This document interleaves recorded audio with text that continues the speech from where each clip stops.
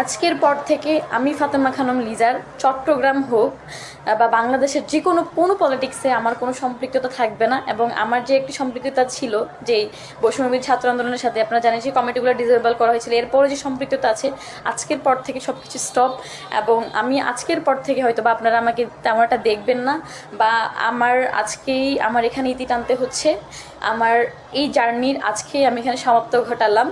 তবে আমার একটি আস্থা আছে, বিশ্বাস আছে যে বিশেষ করে আমি যাকে গণ অভ্যুত্থানের ইমাম বা লিডার মেনে এসেছি, আমাদের নাহিদ ইসলাম ভাই বা আরও যারা যারা আছেন সবাই আমাদের শহীদ ভাইদের যে চাওয়া পাওয়া ছিল, আহতদের যে চাওয়া পাওয়া ছিল, অ্যাটলিস্ট সেই ম্যান্ডেটে আপনারা কাজ করবেন। আপনারা রাজনীতি করেন, বড় দল করেন, ভোটের রাজনীতি করেন, যাই করেন, অ্যাটলিস্ট আপনারা আমাদের যে সুন্দর একটি দেশের স্বপ্ন দেখেছিলাম আপনারা সেটার একটি বন্দোবস্ত করবেন। তবে আমার ধারা আসলে আর পসিবল না। আপনারা আমি জাস্ট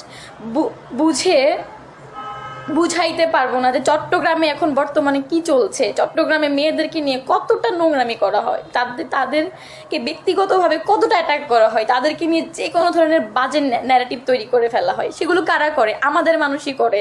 যেই ভাই ব্রাদারদের সাথে আমরা একসাথে উঠি বসি, যাদের সাথে আমরা পথ চলার সাহস করি, যেই ভাইদেরকে আমরা যেই ভাইদের সামনে আমরা বুলেটকে গ্রহণ করে আমরা যাদের জীবন বাঁচিয়েছি, সেই ভাইয়েরাই আজকে আমি বলতে চাই যে চট্টগ্রামে যারা নেতৃত্ব দিয়েছিলেন, খানতালাত মাহমুদ রাফি, রাসেল আহমেদ, চট্টগ্রামে আরও যারা নেতৃত্ব দিয়েছিলেন, রিজাউর রহমান, আরও যারা আছেন, আরও অনেকেই আছেন যারা আজ অবধি তারা কতটুক সোশ্যাল মিডিয়া আপনাদের যে স্ট্যান্ডগুলো নেওয়া উচিত ছিল মেয়েদের হয়ে, সেই স্ট্যান্ডগুলো আপনারা নিতে পারেন এখন অবধি। বাংলাদেশের ম্যাক্সিমাম জুলাই আন্দোলনের সম্মুখসারী নারীরা সব থেকে বেশি হ্যারাসমেন্ট হয়েছে ছাত্রলীগের ধারা।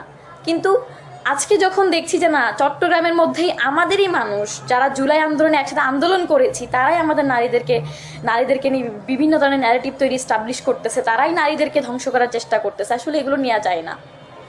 দেখেন, পলিটিক্সে এসে, এই পলিটিক্যাল সাইডে এসে, এই রাজনীতিতে এসে এমন কিছু নাই যে হারাই নাই। আমি ফাতেমা খানম লিজার সব কিছু বিসর্জন দিয়েছি, কিন্তু তার ফলস্বরূপ আমরা কি টাকা চেয়েছি, ভাত চেয়েছি? এই পলিটিক্সকে আমাদেরকে ভাত দেয়, টাকা দেয়, না কোনো কিছু দেয়? কিছুই আমাদেরকে দেয় না। আমরা এখানে এসেছি একটি লক্ষ্যে, যে সুন্দর একটি দেশ, আমাদের শহীদ ভাইদের চাওয়া পাওয়া ছিল, আমাদের আহত ভাইদের যে চাওয়া পাওয়া ছিল, সব কিছু মিলিয়ে কিন্তু আমরা এইখানে এসেছিলাম। তবে চট্টগ্রামের কিছু সংখ্যক মানুষের স্বার্থের কাছে, স্বার্থ সান্নিধ্যের কাছে, তাদের চাওয়া পাওয়ার কাছে আমাদের চট্টগ্রামের রাজনীতি বলেন, চট্টগ্রামের এই বৈষম্য বিরোধী আন্দোলনে যারা সম্মুখসারী যারা ছিল তাদেরকে বলেন, সবাই হারিয়ে গেছে। এখন বলতে গেলে কেউই নাই তেমন একটা। আমি আপনাদের রিকোয়েস্ট করতেছি, আপনারা যারা বড় ভাইরা আছেন, যারা নেতৃত্ব দিতেছেন, আপনারা তারা থামান। আপনি এনসিবি করেন, আপনি বাকছাস করেন, আপনি বৈষম্য বিরোধী করেন, আপনি সমন্বয়, আপনি কি হ্যান ত্যান, ইট ডাজেন্ট ম্যাটার। বাট আপনারা অ্যাটলিস্ট মেয়েদেরকে সম্মান করেন, মেয়েদেরকে সম্মান দিতে শিখেন। তারপরে এই যে আজকে চট্টগ্রামে যে একটা ঐক্যবদ্ধতা ছিল, চট্টগ্রামে যে এতগুলো মেয়ে ছিল, প্রত্যেকটা মেয়ে হারাই গেছে। চট্টগ্রামে যখন প্রত্যেকটা মেয়ে হারাই গেছিল, তখন আমি ফাতেমা খানম লিজা প্রোগ্রাম করে বিভিন্নভাবে মেয়েদেরকে কানেক্টেড করে আমি সব কিছু ইনক্লুড করছি। মেয়েদেরকে নিয়ে আলাদা করে প্রোগ্রাম করে মেয়েদেরকে ইনক্লুড করে তাদেরকে সাহস দিছি। আজকে সেখানে আমাকে নিয়েই নোংরামি শুরু হয়ে গেছে, আমাকে নিয়েই বিভিন্ন মিথ্যা বানোয়াট ন্যারেটিভ এস্টাবলিশ করা হয়েছে শুধুমাত্র আমাকে মাইনাস করার জন্য। কেন ভাই?